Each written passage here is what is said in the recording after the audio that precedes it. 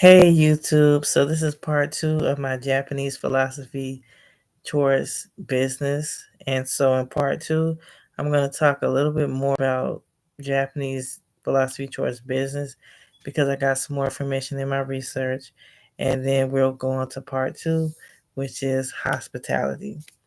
So in my research, I found out that a lot of big companies use the Kaizen continuous improvement method, a lot of really successful companies. So Nestle, Pixar also uses Kaizen. They use it when they make an animated film.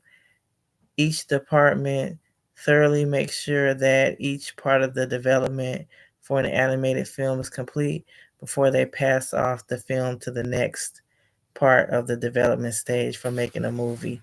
And Pixar is also highly influenced by Miyazaki films. I think the movie Up, yes, Up is inspired by I think the Miyazaki film The Wind Rises.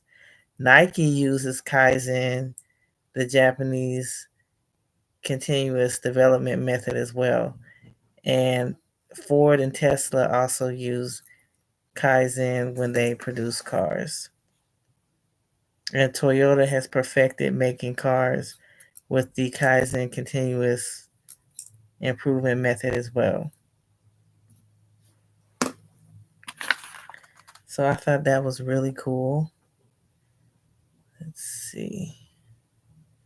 For some reason, my notes jumped to education, but next I'm talking about hospitality. That's what part two I mostly wanted to be about. So, with Japanese philosophy towards leadership, the next part is hospitality, omotenashi, and that term is rooted in the Japanese culture of hospitality and it extends beyond just customer service. I think in the West, we could learn a lot from the Japanese about customer service because it's become really fake. They're just like, "Hi, how you doing? Where's my tip?" Like with Japan, it's deeper than that. Like if you go to a 7-Eleven in Japan, they ask if you want your food warmed up. I think that's where Starbucks got it from, but it's without the snootiness of Starbucks. Because the last time I went to Starbucks, I was annoyed because I'm like, wow, this is $7 coffee, and they act so snooty. Like I asked for something, and they were like, "We don't have that pastry this time of night." Because I was going to Starbucks after work just to get some matcha, but I was like, I was trained. I have a big customer service background, so I was like, no, I'm not impressed with that. If you're gonna get $7 coffee plus a tip, you better be more respectful than that. Okay, so Omotenashi comes from the Heian period, one of my favorite periods of Japanese history. That's when a lot of their poetry, art, and culture was developed. It was like a time of peace. So Omotenashi, which is their term for hospitality, means omote, referring to one's public face, presented to outsiders, and nashi signifying nothing.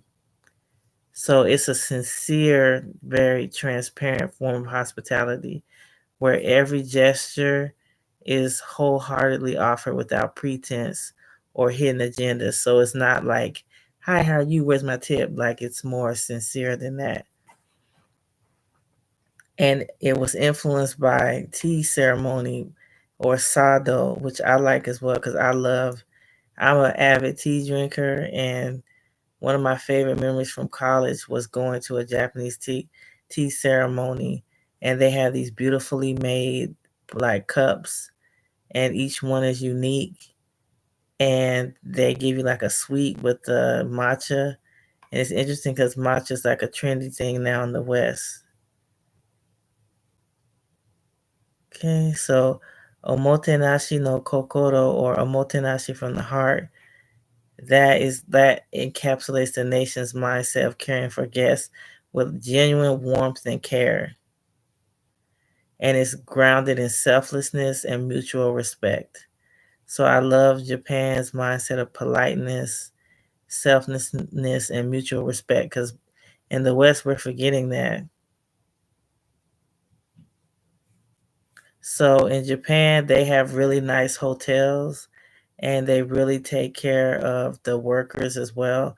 Like I was talking about in the previous part with business, Toyota, even in the West, they take care of their workers. They get a nice Christmas bonus. And I believe they get a discount for buying like a Toyota car. So when you work at, so the workers of the high-end Japanese hotels, they sometimes live inside the hotels and they're given other perks as well. So tea ceremony really encapsulates their how they value politeness and etiquette because in a tea ceremony, every movement from the tea ceremony has a meaning. And when you go to a Japanese sushi restaurant, they give you a white towel and you can wipe your hands with it to make sure your hands are clean. They're very, like in Japan, they're very tidy. So they'll give you a white towel. This is hospitality, so I'm showing you. They give you a white towel to wipe your hands before you eat your sushi.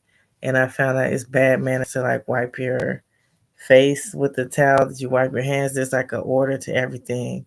The towel is called oshibori when you go to the sushi restaurant and because they really believe in the changing of seasons, their life is short.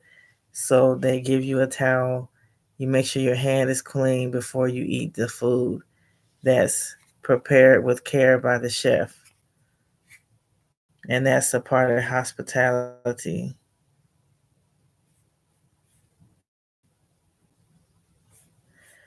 And what else was I going to customer service is important. Real genuine customer service, guest experience. So they always make sure their food is it looks good, it tastes good, it's well presented. Which sometimes in restaurants in the West they kind of throw up slop because they don't care, but that's a big no-no in Japan.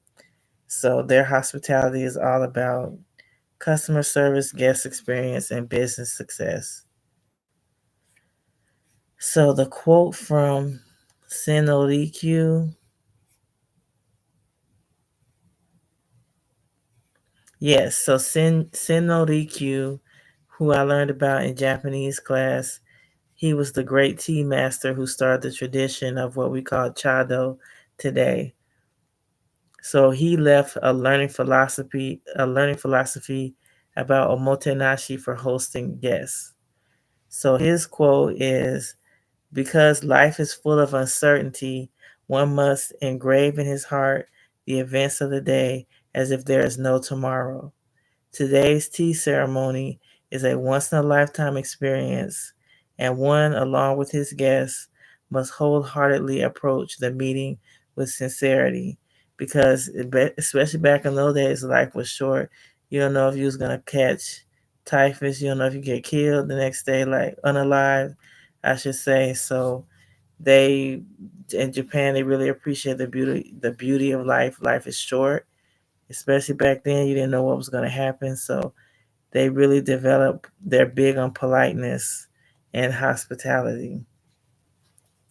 So if you like this video, something resonated with you, please like and subscribe for more. Arigato.